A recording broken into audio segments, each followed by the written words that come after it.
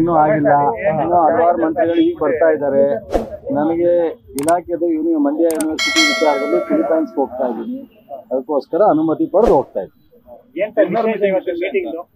ಈಗ ಪ್ರಾರಂಭ ಆಗಿದೆ. ಡಿನ್ನರು ಮುಖ್ಯ, ಜೊತೆಗೆ ಇಲಾಖೆ ಮತ್ತು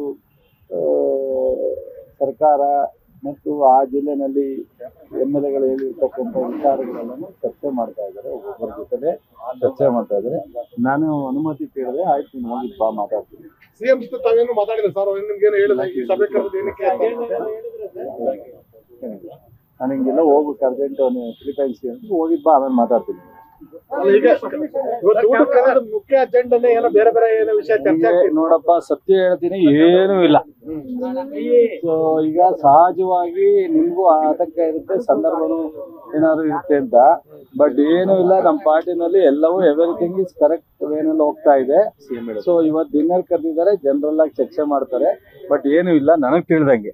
ನಾನು ತುರ್ತು ಹೋಗ್ಬೇಕಾಗಿರೋದ್ರಿಂದ ಫ್ಲೈಟ್ಗೆ ಅನುಮತಿ ಪಡೆದು ಮುಖ್ಯಮಂತ್ರಿ ಚುನಾವಣೆ ಜವಾಬ್ದಾರಿ ಕೊಡ್ಲಿಕ್ಕೆ ಅಂತ ಕೆಲವರು ಹೇಳ್ತಾರೆ. ಅದು ನಿಜನ ಸರ್? ನನಗೆ ಆ ಥರದ್ದು ಏನು ಚರ್ಚೆ ಆದದ್ದು ನನಗೆ ಕಿವಿಗೂ ಬಿದ್ದಿಲ್ಲ, ನನ್ನ ಕಣ್ಗೂ ಕಂಡಿಲ್ಲ, ನನಗೂ ಗೊತ್ತಿಲ್ಲ.